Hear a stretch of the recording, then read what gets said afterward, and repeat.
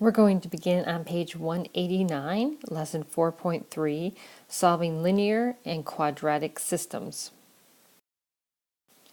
Let's begin by examining two graphs. We have a linear equation and we have a quadratic equation. And think about the different ways that those two lines could intersect.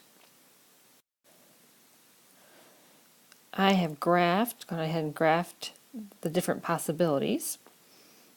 We have the possibility that the linear equation would intersect at exactly one location. And when it intersects a parabola at only one location, we call that line a tangent. So a new vocabulary word, I'm going to go ahead and introduce it now. You'll hear more of that later in the course. Another possibility is that that linear line would go through the parabola and intersect in two locations. And there's the possibility that the two lines will never intersect. So how many solutions do the system have? Well, it could have one solution, it could have two solutions, or it could have no solutions. Turning to the next page, one way that we can solve a linear quadratic system is to graph and look for where they intersect. I'm going to suggest that you get some practice using a graphing calculator, or particularly the Inspire, to graph both equations and look to see where the solutions are located. Remember, when you graph, sometimes you'll get an exact solution, and sometimes you're going to have to get just an approximation. Now, depending on the graphing calculator that you use, you may have to solve for y for both of these equations in order to put it in your graphing calculator. Let's move on and see how we can solve these systems algebraically. So turning the page, okay, your book gives an example of using elimination, okay, for solving a system, a linear quadratic system. And you can follow that instructions here. Elimination is a little bit trickier, so let's go on to an example where they use substitution. That would be on page 192, example B. So let's take a look at this system. First, we have a quadratic equation. We know this because it has that exponent of 2, that power of 2, and we have a linear equation. Now, in order to use substitution, we need one of these equations to be solved for a variable, and the first equation is already solved. So we're going to substitute in this expression, this right-hand side here, into the second equation where we see y, and be sure to use parentheses when you substitute in. Okay, as you carefully substitute in, this is the equation that we get. Notice we had to add an extra set of parentheses. Okay. What I want to point out is this part right here. That's the same thing as negative 2 times 1/4 times x minus 3 times x minus 3. There's that perfect square. So when you multiply this out, go ahead and multiply the negative 2 times the 1/4 and multiply the x minus 3 times x minus 3 before you distribute this coefficient out front, or that factor out front. All right, I'm going to zoom in so I can type or write a little bit easier. All right, so let's begin by multiplying this 2 and the 1/4. That gives me 1/2. I'm going to leave that factor out front and go ahead and multiply the perfect square. You've been practicing that. That is x squared minus 6x plus 9. Now we can take the negative 1/2 and distribute to every term inside the parentheses. That's going to give us a negative 1/2 x squared plus 3x and minus 9/2. All right, let's see what we have on the right-hand side here. I see some like terms. I see a 3x and a 3x. So I'm going to combine to get a 6x, and let's go ahead and put that in standard form where we start with x squared and then our linear term x and then our constant. It looks like we have a 13 over here, so let's subtract 13 and move that over to the right hand side. And we end up with this equation which has some fractions. Now one way that we can clear out those fractions and get a nice coefficient of 1 right here is to multiply through by -2. So we can multiply everything on this side by -2 as long as we multiply the left side by -2. Well, the left side just gives us 0. And the right hand side, we get x squared minus 12x minus 35. So how did I know to multiply by -2?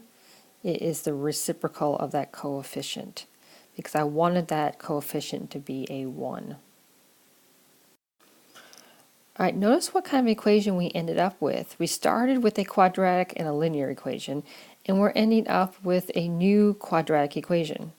So different ways to solve it. We can solve it by factoring. Okay, we can solve it by completing the square. You can use the quadratic formula.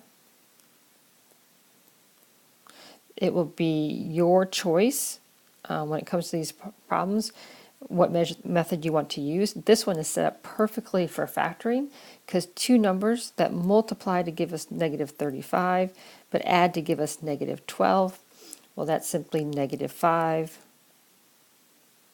and -7. That gives us, let me move my page down, two solutions. X could be equal to 5 or x could equal +7. Since we ended up with two possible solutions for x, we're going to have to substitute each of these separately back into one of the original equations and solve for y. Now your book uses the linear equation to substitute back in. What if we chose the first equation? What if we chose y equals 1/4 quantity x minus 3? So let's choose 5 first. 5 minus 3 squared. Okay. Simplify. Well, 5 minus 3, that's a minus sign, is 2. 2 squared is 4 times 1/4 is 1. So one of our possible solutions is 5, 1. Well, let's substitute in 7 now into the first equation. Y equals 1/4, 7 minus 3, quantity squared. If we simplify there, we get inside the parentheses 7 minus 3 is 4, quantity squared is 16, divided by 4 is 4. So our second point is at 7, 4. So let me write this down below. Our two solutions then are 5, 1 and 7, 4. Now you don't need to ask if you got the solution correct because you simply substitute 5, 1 back into the two original equations and that point should work. And then you substitute the point 7, 4 into the original two equations and it also must work. You could also check yourself by graphing them and seeing if the two graphs intersect at those 2 points. So let's go through those steps one more time. When you have a quadratic and a linear equation, you are going to begin by substituting one of the equations in for the other. You could be substituting the linear equation in, or you could also, or possibly substitute the quadratic equation into the linear. Then you're going to have to simplify. You're probably going to have to do some multiplication, some distributing, combine like terms, and rearrange the equation so it's set equal to 0. You are most likely going to end up with a brand new quadratic equation that you need to solve by factoring, because factoring is going to be the fastest and easiest for some of them, or the quadratic formula. If you end up with a quadratic equation that you're not able to factor, then you're definitely going to have to use the quadratic formula. On the next page are the Your Turn problems. It is time for you to practice by doing problem number 6 and then number 7. As a hint,